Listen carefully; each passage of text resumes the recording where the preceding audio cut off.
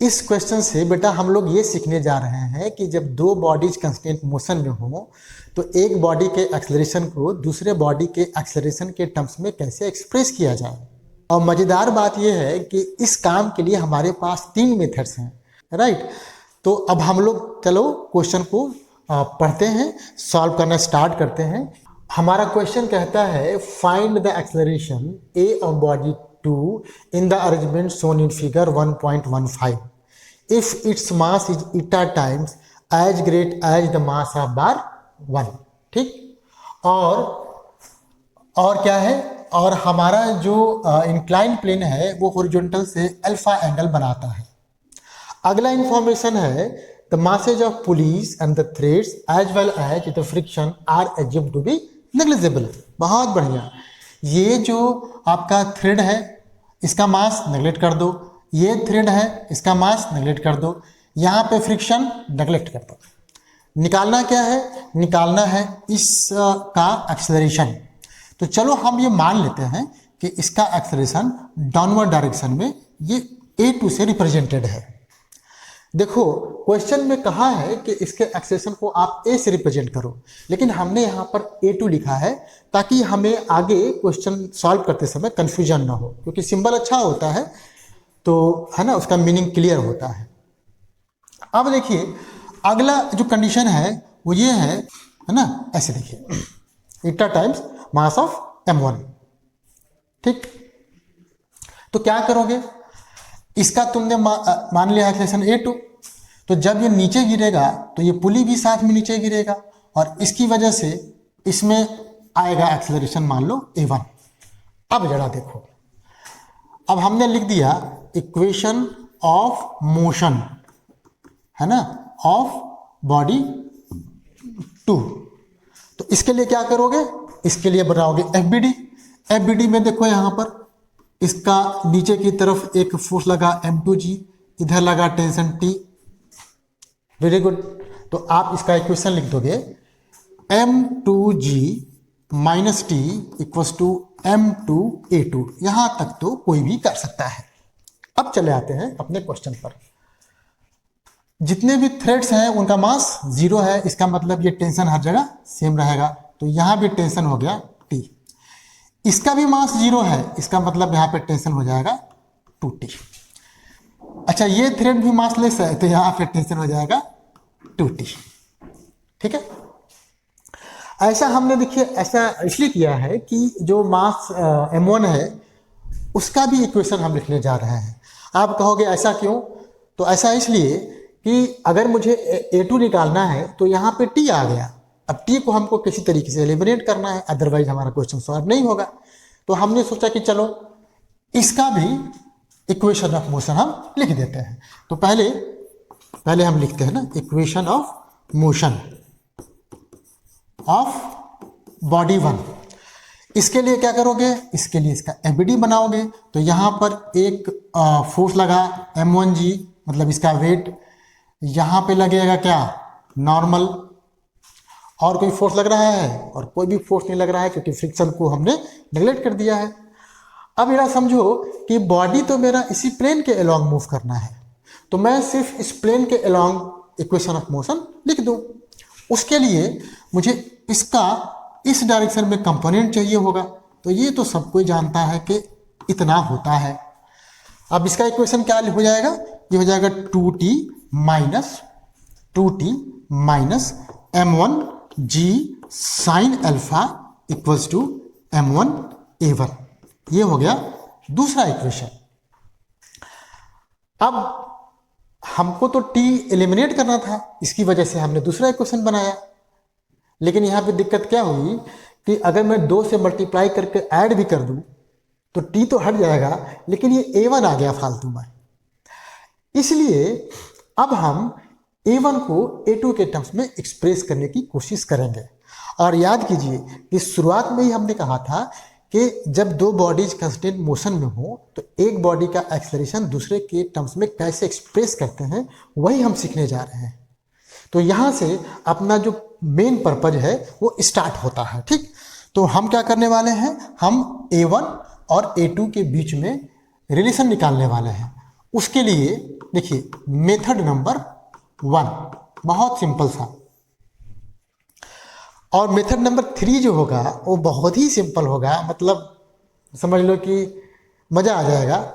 लेकिन जैसा कि हमने कहा कि हमें तीनों मेथड आना चाहिए, तो हम एक एक मेथड को आराम आराम से समझेंगे, जल्दीबाजी नहीं करना है और किसी चीज़ को छोड़ना नहीं है।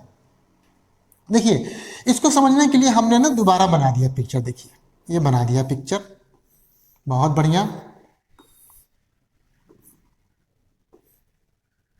ये पिक्चर हमने इसे बना दिया, ए देखिए ए ऐसे,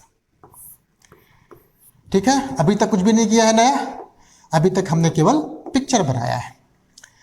ये तो बताओ कि अगर ये पुली, चूंकि वो M2 से जुड़ा हुआ है और हमने मान लिया है कि M2 नीचे गिर रहा है ना, तो अगर ये पुली सपोज करो x डिस्टेंस यहाँ से यहाँ तक फॉल करता है, तब क्या होगा? तब हम आते हैं स्ट्रिंग कंस्टेंट पर। स्ट्रिंग कंस्टेंट में क्या होता था कि स्ट्रिंग हमेशा टाइट माना जाता था। इसका मतलब है, सोचो जरा कि ये जो लेंथ हो गया x और यहाँ से जो लेंथ हो गया x, ये यहाँ से यहाँ तक ढीला हो जाएगा। मतलब अगर फिर से टाइट करना है तो मुझे इस ब्लॉक को 2x डिस्टेंस यहाँ नीचे गिराना पड़ेगा। मतलब ये हुआ कि जब मेरा पुली नीचे x डिस्टेंस मूव करेगा तो मेरा जो ये मास है 2x डिस्टेंस नीचे मूव करेगा। बहुत बढ़िया। तो बताओ इसका एक्सेलरेशन अगर तुम a1 कहते हो, जो कि होगा ही, इसका भी तो a1 है, तो a1 को क्या लिखोगे? a1 को लिखोगे D square x upon D T square. अगर बेटा तुम इसके एक्सेलरेशन को a2 कहते हो तो a2 को क्या लिखोगे? ये लिखोगे D square 2x D T square, क्योंकि टाइम t में मतलब जब ये x डिस्टेंस मूव करता है तो 2x डिस्टेंस मूव करता है। 2 को तो बाहर निकाल सकता हूं मैं, निकाल दिया मैंने। अच्छा ये क्या बन गया? ये हो गया a1, तो a2 जो है 2a1 के बराबर, ऐसे मैंने प्रूफ कर दिया। ये सिंपलेस्ट तरीका है, सिंपलेस्ट तो नहीं कहेंगे, मतलब सिंपल तरीका है। दूसरा देखिए, दूसरा मेथड क्या है? दूसरा मेथड हमने कहा था कि मजा आ जाएगा, चलो अच्छा। दूसरे मेथड में क्या है कि मैं ऐसे कहूँ कि ये वाला डिस्टेंस है मान लो x1 और ये डिस्टेंस है मान लो x2, यहाँ से लेकर यहाँ तक डिस्टेंस मान लो y1 और यहाँ से लेकर यहाँ तक डिस्टेंस मान लो y2। तो क्या हम लिख सकते हैं x1 plus x2 equals to L1, जहाँ L1 पहले वाले इस स्ट्रिंग का लेंथ है? बिल्कुल लिख सकते हैं। और दूसरा लिख दूं मैं y1 plus y2 equals to L2, ये भी लिख सकते हैं। L2 क्या है?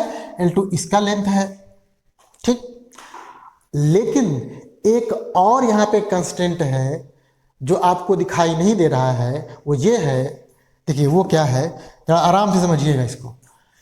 ये पॉइंट ले लो आप और ये पॉइंट ले लो, दोनों के बीच का डिस्टेंस फिक्स है। तो मैं ऐसे कहूं कि y1 और x2 अगर मैं जोड़ता हूं, y1 और x2 मैं जोड़ता हूं, तो ये भी एक कांस्टेंट आएगा, ठीक है। ये इंपॉर्टेंट था, ये इंपॉर्टेंट था। अब देखो इन दोनों को मैंने जोड़ा पहले, तो हो गया x1 plus x2 plus y1 plus y2 equals to L1 plus L2। और y1 प्लस x2, कहाँ गया y1 प्लस? ये देखो y1 प्लस x2 ये कितने के बराबर है? ये तो c के बराबर है। तो मैं क्या करता हूँ, इसको c ले देता हूँ और दूसरे साइड लेके चला जाता हूँ। तो मेरे पास हो गया x1 plus y2 equals to L1 plus L2 minus c। भैया ये भी कांस्टेंट, ये भी कांस्टेंट, ये भी कांस्टेंट, तो सब मिला के कांस्टेंट। आराम से लिख दिया मैंने इसको, और अब 2 बार टाइम के रिस्पेक्ट में डिफ्रेंशिएट कर दिया। तो यहाँ निकल गया D square x1 upon D T square plus D square y2 upon D T square, इधर हो गया 0, क्योंकि ये कांस्टेंट था। इसके बारे में क्या ख्याल है? इसके बारे में ख्याल बहुत बढ़िया है। ये है a1 और ये देखो क्या हो जाएगा। इसमें जरा नोट करना है तुमको, ये क्या है? ये है सिंपली ये डिस्टेंस ना, ये डिस्टेंस। ये डिस्टेंस किसके रिस्पेक्ट में मेजर किया गया है? इस पुली के रिस्पेक्ट में। किसका डिस्टेंस है? इस 2 का डिस्टेंस है। तो मतलब कि ये हो गया acceleration of 2 with respect to pulley, है ना, ए 0। अच्छा, यहाँ पे साइन पे मत जाना, हमको सिर्फ एक्सेलरेशन के मैग्नीट्यूड में रिलेशन निकालना है, बाकी साइन से मतलब नहीं है। साइन तो हम अपने इस क्वेश्चन को, है ना, ऑब्जर्व करके निकाल सकते हैं, ठीक है। तो यहाँ देखिए, तो आप क्या लिखोगे, A1 इक्वल्स टू A2, आप 1 कर दो, ऐसे मैग्नीट्यूड के फॉर्म में लिखना है केवल। अच्छा, 1 को कहा हमने, पुली का जो एक्सेलरेशन है वही एक्सेलरेशन इसका है ना, और हमने इसको A1 मान लिया था, ठीक है।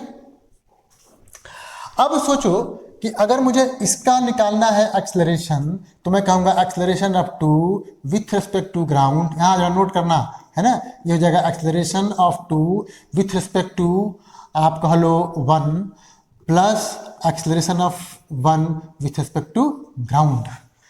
अरे भाई, ये वाला जो A1 है वो विथ रिस्पेक्ट टू ग्राउंड ही तो मेजर किए हो, तो आराम से कहो, है ना, कि ये हो गया A1 और ये खुद ही A1 के बराबर है, तो ये हो जाएगा A1 प्लस में, और ये क्या हो गया, ये हो गया A2। तो यहाँ से भी आपका A2 is equal to A1 plus A1 मतलब 2A1 निकल गया। तीसरा और सबसे आसान जो हर जगह आप पढ़े होंगे, है ना, वो देखिए क्या है, मेथड नंबर 3। इसमें क्या कहते हैं हम लोग कि देखो भाई, ये इसमें टेंशन लगा T, इसमें लगा टेंशन कितना 2T, इसमें लगा कितना 2T, है कि नहीं। अब किसी एक स्ट्रिंग को पकड़ लो, इस स्ट्रिंग को पकड़ लो, इस स्ट्रिंग से रिलेटेड या इनसे जुड़ा हुआ जितने भी बॉडीज हैं सबके एक्सेलरेशन और टेंशन का डॉट प्रोडक्ट निकालो और सबको जोड़ करके 0 से इक्वेट कर दो। कुछ लोग क्या करते हैं, कुछ लोग कहते हैं जितने भी बॉडीज हैं सिस्टम में सबके टेंशन और उनके corresponding acceleration co dot product निकाल करके जोड़ देना है। आप वो भी कर सकते हो, हालांकि उसमें वो तरीका सही नहीं है। तो यहाँ देखिए इसका कितना एक्सेलरेशन था A1, इसका कितना था A2, तो बताओ इसका डॉट कितना हो जाएगा TA2 माइनस के साथ, क्यों, क्योंकि टेंशन ऊपर की तरफ, ये नीचे की तरफ गिर रहे थे। इसका भी यही हाल हो जाएगा, कितना 2TA1 that should be equals to 0। तो यहाँ से A2 जो हो जाएगा मैग्नीट्यूड वाइज 2A1 के बराबर ऐसे निकल गया, है ना। अगर आप इससे पूरा निकालते तो यहाँ कहते कि देखो भाई A1 है, A1 इंटू 2T, क्योंकि अब जिस डायरेक्शन में हमारा बॉडी मूव कर रहा है उसी डायरेक्शन में टेंशन भी लग रहा है, और फिर इसको लेते तो आप लेते minus A2 into T equals to 0, यहाँ से A2 is equal to 2A1 आता।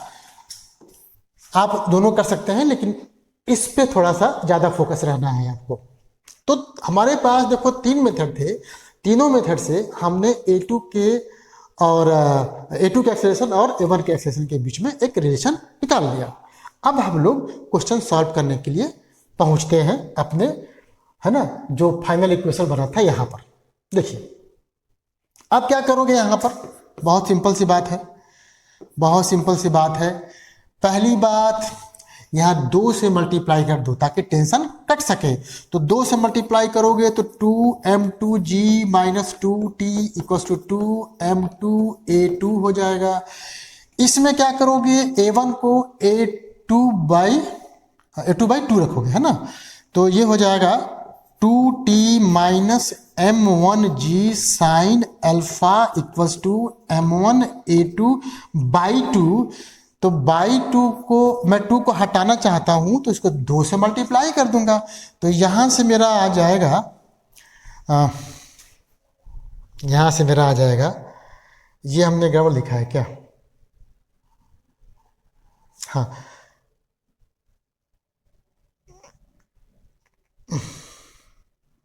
नहीं, एक काम करते हैं, इसको पहले बाद में करेंगे, चलिए कोई बात नहीं, कर इसको। तो 2 से मल्टीप्लाई कर दिया, ये हो गया मेरा 4t minus 2 m1g sine alpha equals to m1a2। अब भैया इसको भी 2 से मल्टीप्लाई कर दो, है ना, इस वाले को 2 से मल्टीप्लाई कर दो, जिससे कि t कट सके। तो 2 से जब मल्टीप्लाई करोगे तो ये हो जाएगा 4m2g minus 4t equals to